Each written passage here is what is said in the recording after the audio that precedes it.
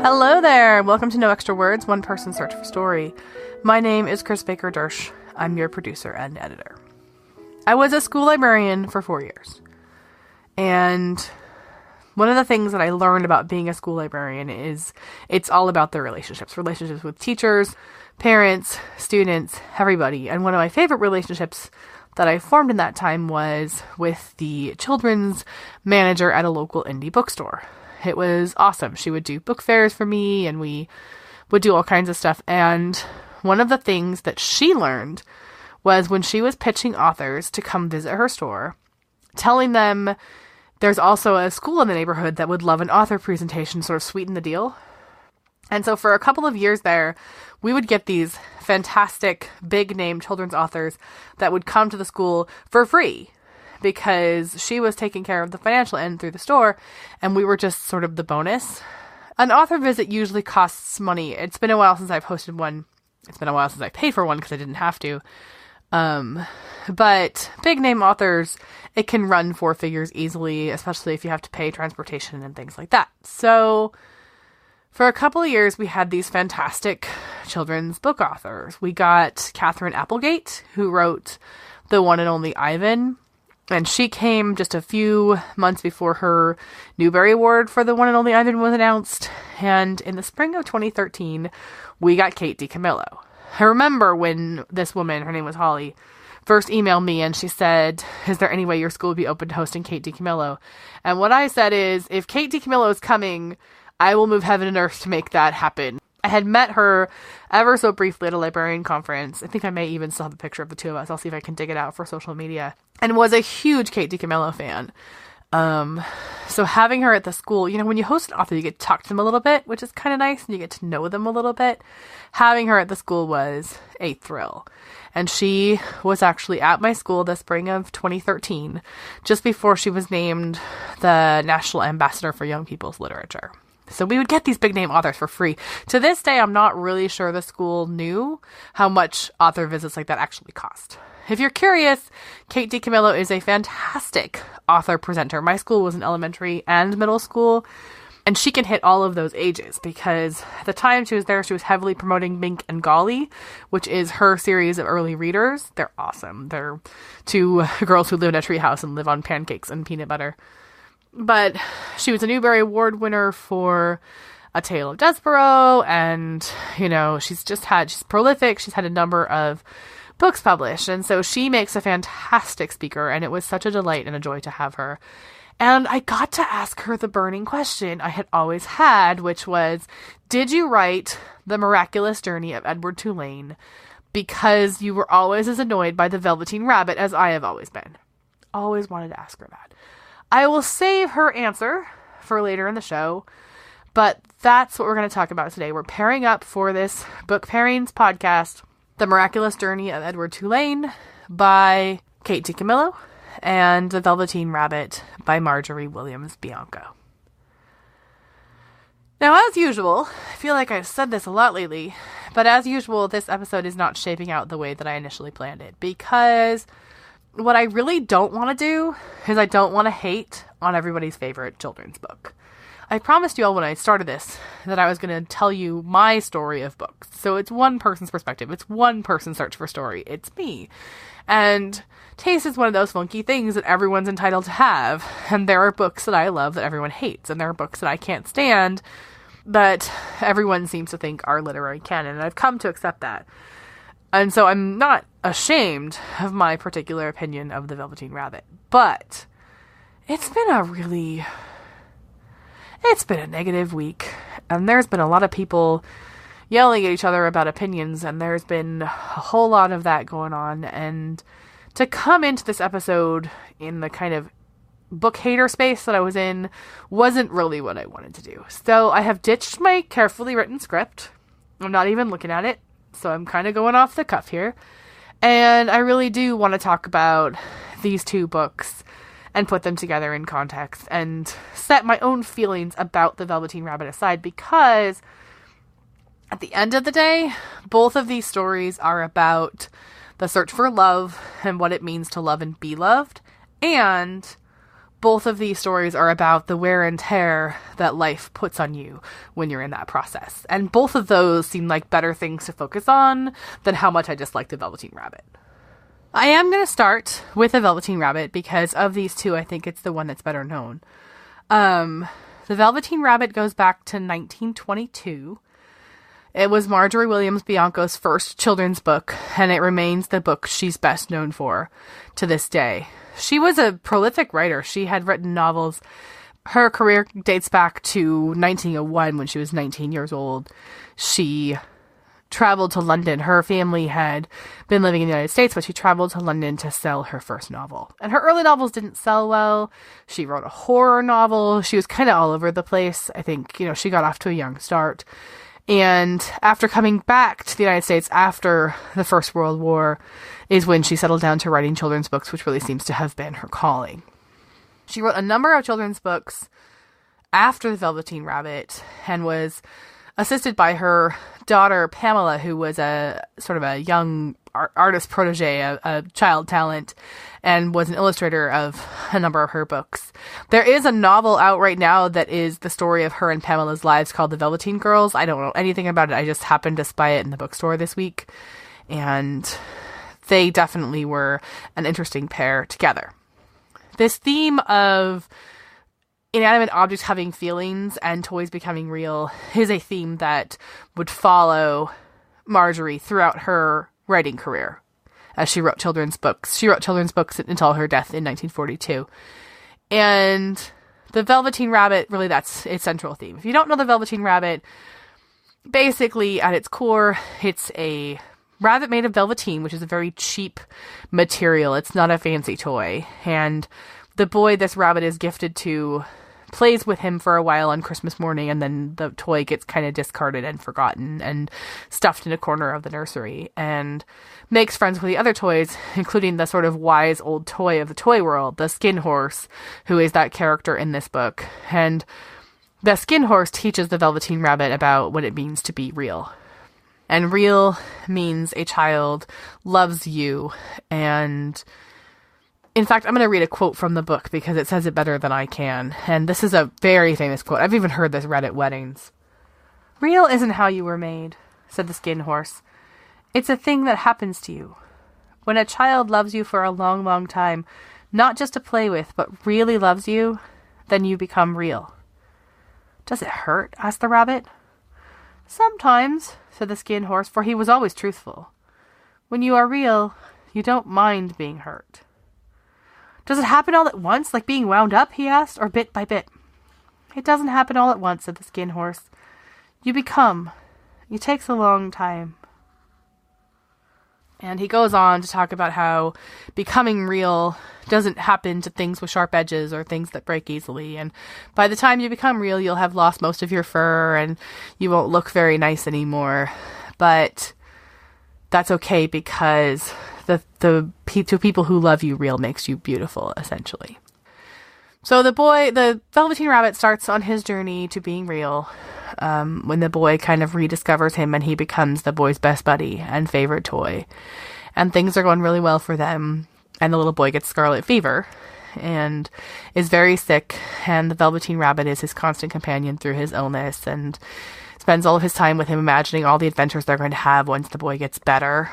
And the boy does get better, but the Velveteen Rabbit is sent away to be destroyed because, of course, the blankets and stuffed animals and things that would have been around a child with scarlet fever can't be saved after the illness because of the germs they carry. So the rabbit is sent for discard, and I will not ruin the ending if you haven't read this book.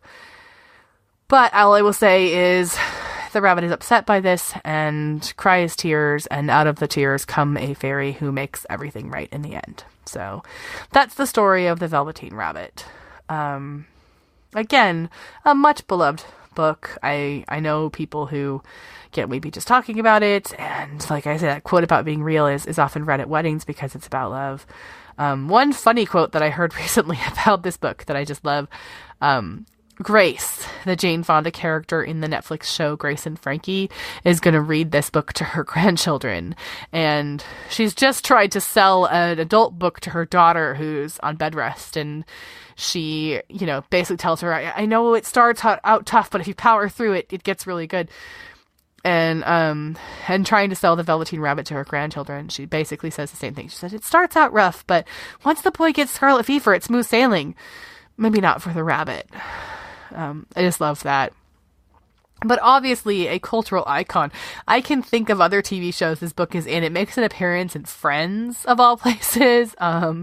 Somebody's gifting the book to a girlfriend. I can't remember off the top of my head who, but it's definitely a touchstone of children's literature, The Velveteen Rabbit. Let's talk for a minute about Edward Tulane, an entirely different, but yet ever so similar kind of toy rabbit. When I put the picture of the Velveteen Rabbit on Instagram today and said that I was going to do this episode, I mentioned I was going to do a tale of two fictional toy bunnies. And as soon as I wrote it, I was like, Edward Tulane would not like that. Because Edward Tulane, especially at the beginning of the miraculous journey of Edward Tulane, is not into this being called a bunny. Edward Tulane is a rabbit. Whereas the Velveteen Rabbit is made of this cheap material and stuffed with sawdust, Edward Tulane is beautiful. His ears have real rabbit fur. He can stand in poses. His arms and legs move. He has this extensive wardrobe that's been made for him. Edward is glamorous. Edward is gorgeous. And Edward is well aware of how beautiful he is. Edward belongs to a little girl named Abilene who adores him and winds his watch and takes him to breakfast, and he's a China rabbit, so he's fragile, but this little girl loves him and takes such good care of him. And the rest of the Tulane family basically patronizes him. They sort of tolerate his existence. The only member of the family that Edward has some suspicions about is Pellegrina, who is Abilene's grandmother. Pellegrina is the one who had Edward and this gorgeous wardrobe of his made, but she seems suspicious of him right from the beginning. And Edward really has very little interest in the humans in his world. He was used to tuning out their conversations. What they have to say is not very important. Really, the most important thing in Edward's world is how nice he looks. And when Abilene tells him she loves him, his response, of course he can't talk, but his response in his head is, yes, that's nice. So Edward is told he's going on an ocean voyage with the family, and Pellegrina's not going.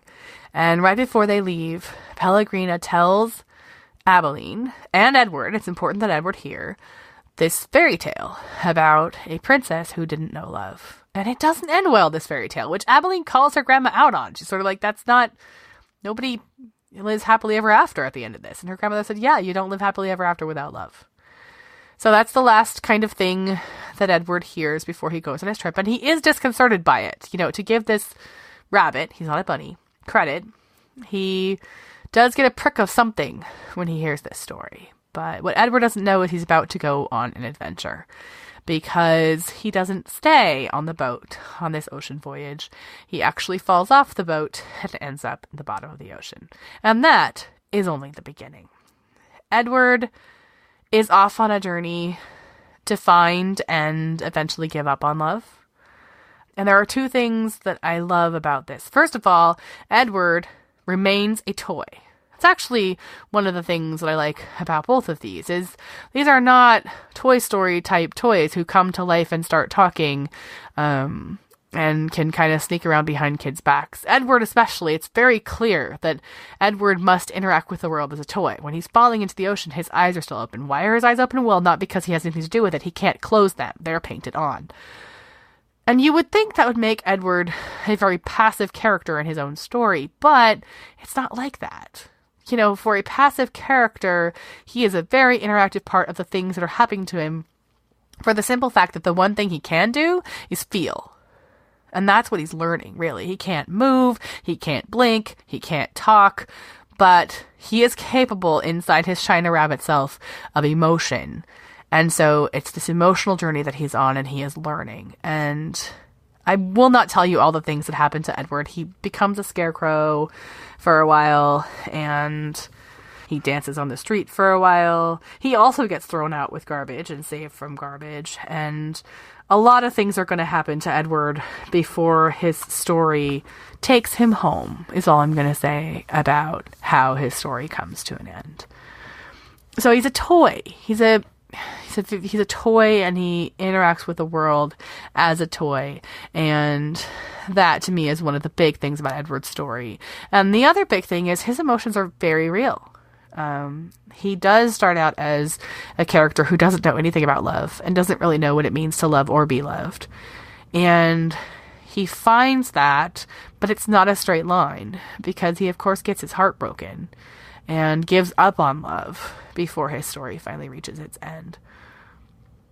It doesn't have... Well, it's longer than the Velveteen Rabbit. I think the Velveteen Rabbit kind of has to have a little bit of preachiness to it because it's not very long. So, you need the skin horse in the nursery talking about what it means to be real. Edward has the time in his story, although this is actually a very quick read, but Edward has the time in his story to figure that out for himself.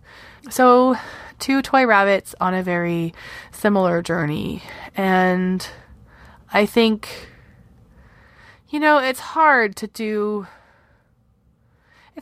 this show and to not want to bring all of my life and my world and the world into it, because the act of reading is so personal and books are so personal. And so everything you read and interact with becomes part of the world you're living in right now. And yet I don't want to go veering off topic, because I think one of the reasons you're here is because you want to hear about books and story, and you may want to break from all the other stuff. You've got enough people yelling at you. You don't need to add me to your list. But I do think this character who doesn't know how to love and who is found and accepted and loved in dark places is an important character for our time. The other thing that both Edward and the Velveteen Rabbit have in common is this journey, this emotional journey they're on, is physically very damaging. I think the Velveteen Rabbit starts out cheaply made, so he probably cares less about this. But you have to remember, Edward starts out gorgeous, and he loses his wardrobe pretty quickly, but he loses a lot of other things along the way. And so Edward has to go from being beautiful on the outside to figuring out what is left on the inside. I adore Edward. It's a special book to me. I still remember where I was the first time I read it. I read it as an adult. It's not a book that was around since I was a child, but I read it in an upstairs bedroom at my dad's house when I was in a phase of my life where I was sort of homeless, and living at my dad's house in my 20s, and found this book and read this book and loved this book. Just because of the journey. It's such a nice, quick, satisfying, emotionally riveting read. And then I got to meet Kate DiCamillo not long after that and get a copy and have it signed. That's the copy I still have, which is hilarious because when I went to get this book to talk about it for the show, I got it from the library forgetting that I have a signed copy of it on my shelf. And then, the world turns full circle, and I got to have Kate DiCamillo come to my school and meet my kids and talk about writing and storytelling to them. I did say I would come back to her answer to the question that started this episode. She said, in all honesty, she had never read The Velveteen Rabbit before she created Edward Tulane, but I'm certainly not the first person to have pointed out the similarities to her directly. Certainly you can read about them online, but she told me, this is something that gets pointed out to her a lot, is the connection between these two books. And I think it's fitting that she came to this not having read the other, because sometimes a story is what you're looking for, and sometimes a story really is just a story. I really hope you enjoyed this pairing of The Miraculous Journey of Edward Tulane by Kate DiCamillo with The Velveteen Rabbit by Margery Williams Bianco. If you enjoy what you're hearing, please share it with a friend who either loved or hated The Velveteen Rabbit. And you can subscribe and hear more book pairings in the future. We're on Apple Podcasts, which is that little purple thing in your phone, formerly known as iTunes. We're on Google Play Music, YouTube, Spotify, pretty much anywhere you get podcasts. I am so appreciating the feedback, you guys. Honestly, we're at episode 4 now since we changed formats, episode 4 of season 2. And I am really appreciating your tweets and your Instagram comments and your emails. Those of you who've gotten in touch and let me know that you like what's happening here. please know those mean a lot to me. And, it's not an easy thing to do a solo show. And I do very much appreciate hearing from you. I want to hear what you're reading. I want to hear what you'd love to have me cover on the show, whether it's going to make the list or not. I want to hear all those things. So thank you for that. When you hear from me again, it will be March. March is Women's History Month, and we are going to make that our theme here. And that's going to take us in a bunch of different directions. We're going to do some historical fiction. We're going to do some history books. We're going to do some women's voices in places you don't hear women's voices, and some very important women writers in history. So we're going to do a little bit of all of that. And we are starting next week with local author Kirby Larson and her Newbery Award-winning Hattie Big Sky. Probably talk a little bit about the sequel, but going to focus on Hattie Big Sky. And I'm pairing that with Laura Ingalls Wilder's Little House books. As always, reading along is not required. If you want to read with us and you want to pick which Little House book, just pick one. I'm probably going to talk about a little bit about all of them and about Laura Ingalls Wilder's life as a whole. Little House in the Big Woods is probably the shortest. It's the one I'm reading to the 3-year-old right now. The Long Winter, I think, is the one that really needs a reread as an adult. If you haven't seen these in a while, as an adult, that's the one I would pick up, but really any of them. And all of them, they're well worth the reread, but, if you're trying to squeeze them into a week, just grab one. And as always, if you haven't read or don't have the time to read or don't care to read, hope you'll just tune in to hear me talk about those books that I really, really like. In the meantime, we're at noextrawords.wordpress.com. I would love more friends on Goodreads, where I'm goodreads.com/noextrawords, and I'm also playing over on Instagram and Twitter as well. So hope to check you out in those places. Have an excellent week.